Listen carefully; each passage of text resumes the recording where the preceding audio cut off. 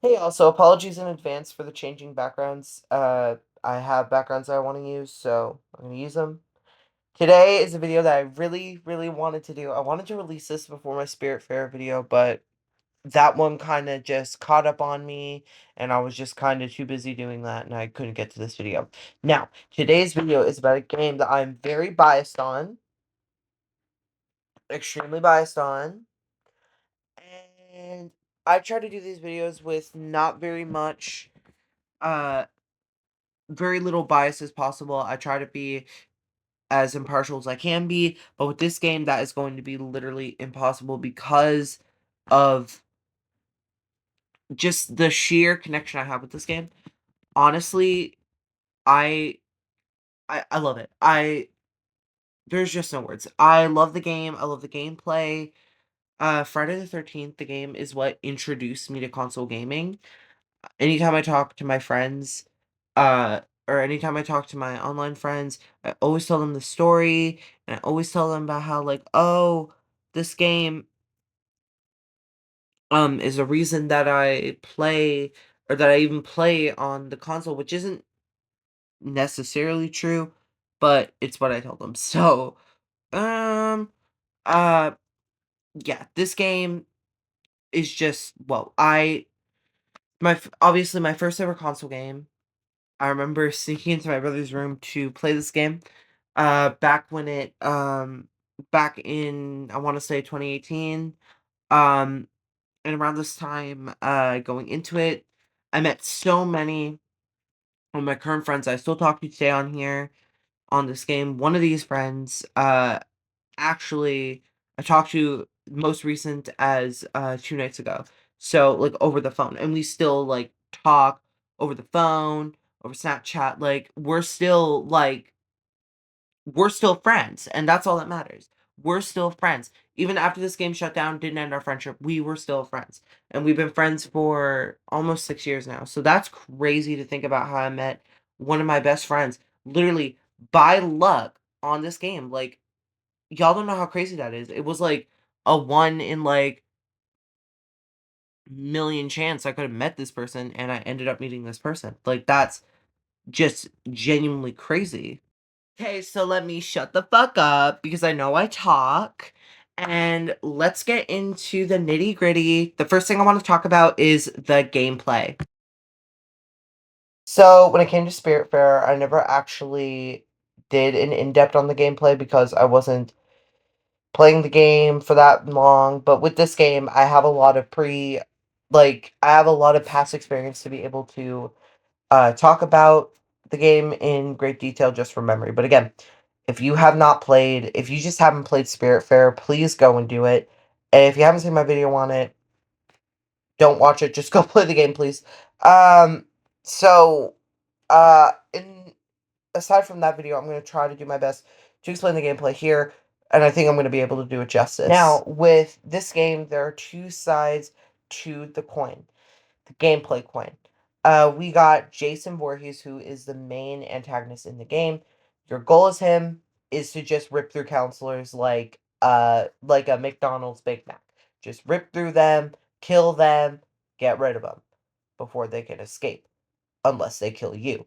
Now, there are ways to kill Jason, but I'll talk about that when I talk about counselors because that's mixed with them. But for right now, we're going to talk about Jason. So, Jason's main abilities in the game, you get them as you progress through the game. So as you're killing people, as you're getting rid of them, you progress and you get them. One of the powers is called Morph, and that's the power that you get the second you start up as Jason.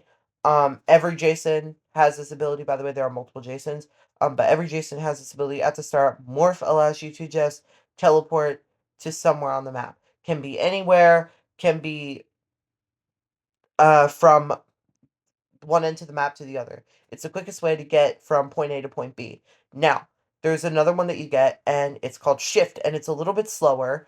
Um, it's fast paced. When you enter Shift, you're just like gliding along wherever you're going to basically either get in front or catch up to counselors. So it's a really easy way to close distance between you and the counsel that you're trying to get. Now, there's another power that I don't see a lot of people use often, that I didn't see a lot of people use often when the game was still active, which is, stock. So stock is basically when, when Jason's around you, there's music that plays. So in stock, if once you enable stock, that music is shut off completely, and Jason can just sneak up behind you and kill you. I've been jump scared a couple times with players that have used stock really good. I wish I had, because I remember this one time, and I wish I had this clip. I don't have it anymore, but one time I was walking into a house and this Jason was propped up behind a wall, and I was walking and I walked into the room and he grabbed me and I shrieked. I kid you not, I screamed. I at the top of my lungs too, because that scared the crap out of me. So yeah, unless you're good with like stealth, then I don't see like unless you're good with stealth, don't use stock because stock just will not work for you. Now the best ability in my opinion is sense. Now sense is really good because this is Jason's like main ability and you get this is the second ability that you get um, as Jason, you get your morph and then you get sense. With sense, you're able to just kind of you're able to activate this kind of vision that lets you see counselors in red. Now, here's the best part about it. So when you're chasing a counselor and they go into a house, that house lights up. So you know that the counselor's in that house. You know that you just know that they're in the house. Now with sense, there are some Jasons who uh aren't really good at sense. There are also some Jasons that aren't really good at shifting. There are a lot of Jasons with a lot of negatives, and there are a lot of Jasons with a lot of positives. So some Jasons are really good in water, which is another one of Jason's abilities, by the way. When you're in the water, he can drown you. So there are some Jasons that are really fast in the water, some that are really good with shift, some that have really good damage. There's just it's an equal mix. So you just have to find the Jason that works for you. Honestly, I like part 4 Jason when I before the game ended before the game shut down, that was the Jason that I was playing mostly. But yeah, so that's basically it for Jason. So let's talk about counselors. Now, with counselors, obviously extremely different gameplay. As counselors, you're basically the prey, and your goal is to escape the map. Now, there are a couple ways of doing this. Um, and I shouldn't have said escape because necessarily some things don't involve escaping. There's one method where you could just stay in the map the whole time. Now, that method I don't really recommend, and I'll get into that in a second. So, and I'll tell you why. Um, so number one way to escape is accessible to you almost immediately, and that's calling the police. That is one of the quickest ways to escape in the game. There are literal speed runs of people who just got lucky spawns of where the police where the phone box fuse was, and getting it, repairing it, and going in and calling the cops. Now, like I said just then, with the to call the police, you need to repair the phone box, which Jason can break at any time, by the way, and usually they trap it. Oh yeah, and I forgot to mention Jason has traps. So, um, Jason can trap this box and make it so you cannot repair it. He can also do this with cars and stuff like that as well. So it makes it extremely harder for to do any action uh when stuff is trapped. Now, after you repair the phone box, you have to go in and call the police before Jason breaks it. So Jason can break the phone box, and this will basically just shut off the power and the call will end. So you will not be able to get to call the police, and sucks to be you. So, and you have to go back out and repair it again. Now, once the police are called, you have a 4-minute timer before they spawn at one of the exits on the map, and your goal is to get to that exit before Jason can get you, run out, and you're free. Hooray. Um, Now, the thing that I like about the police is that when Jason gets too close, the police fire their weapons and shoot at him, and it stuns him for a good minute. No Jason really gets that close anyway, so it's kind of just like, okay. But when it does happen, it's kind of funny. Um, So now let's talk about the other way of escaping, which is vehicles. So there are two vehicles on a map at any given time, mostly cars. But there is a chance that one car and a boat can spawn. And this is selective to the map, by the way. So if I go on Camp Crystal Lake, there won't be, or if I go on for example, Packanack, there won't be a chance for a boat and car to spawn. It's always just the two cars.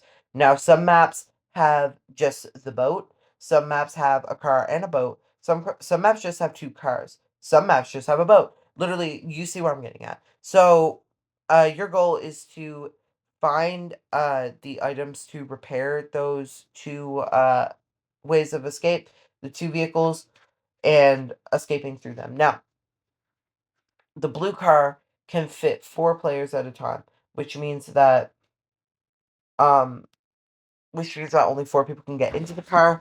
So you kind of want to get there quick.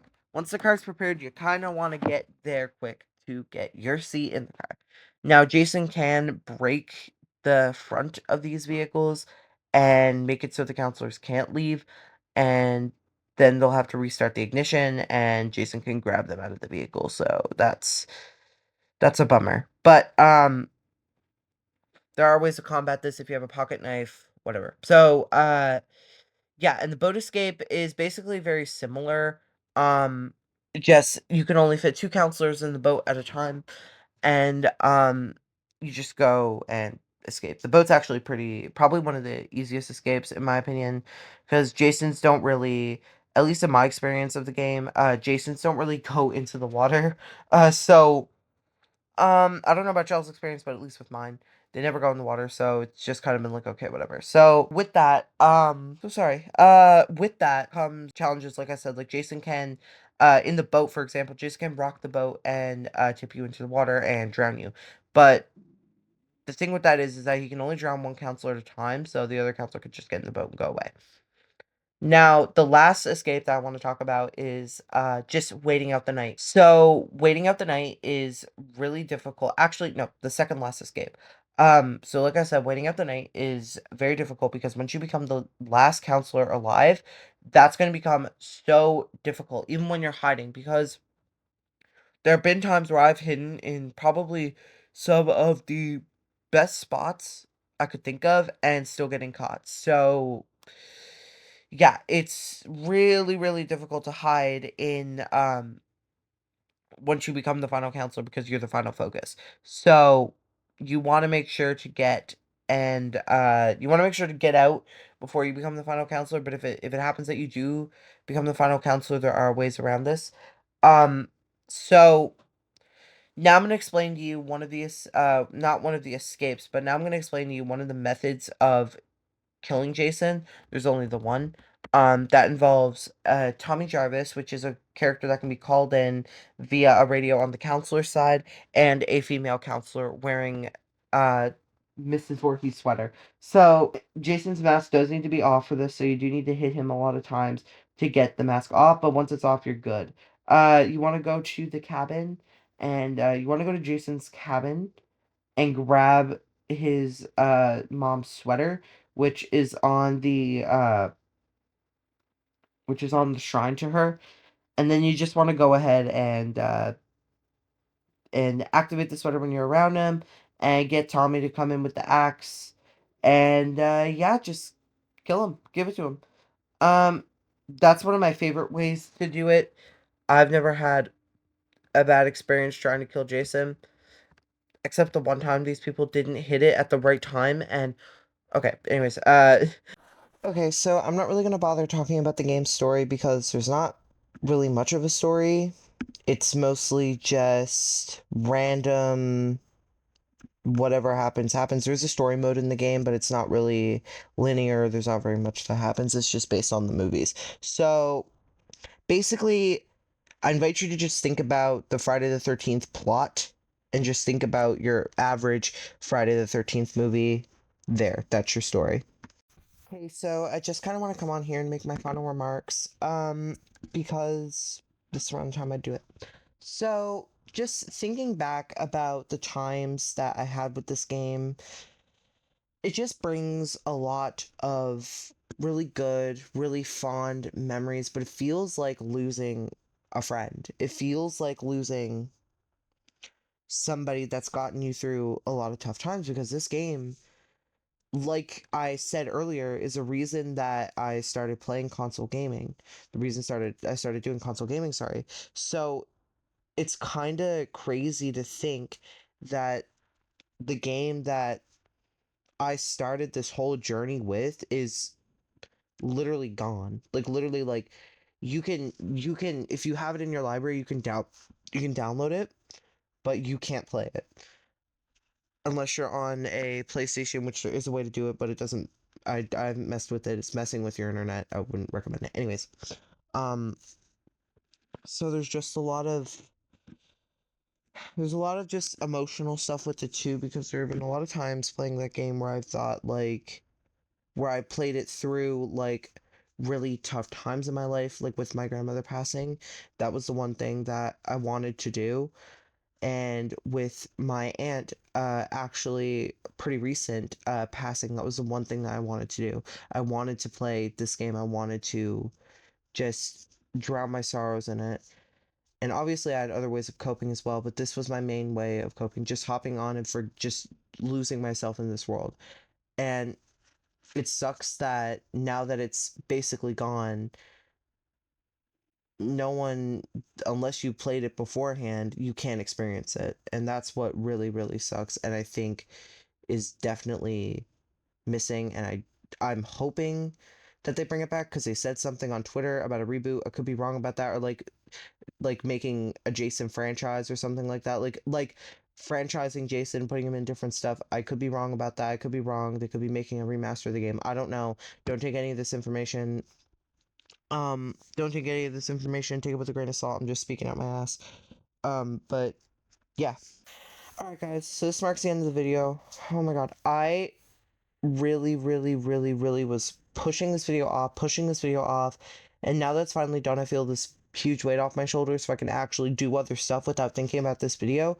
Um, because I have myself on this really weird schedule. Anyway, so y'all don't need to know about that because I just keep talking and yapping. If you guys like this kind of video, let me know because these videos are really easy to edit, really easy to make, and I get to talk about games I actually know a little bit about. If you haven't seen my Spiritfarer video, I'll put it here. Please go check it out. And make sure to subscribe to get notified when I upload. Anyways, that's it for me. Bye!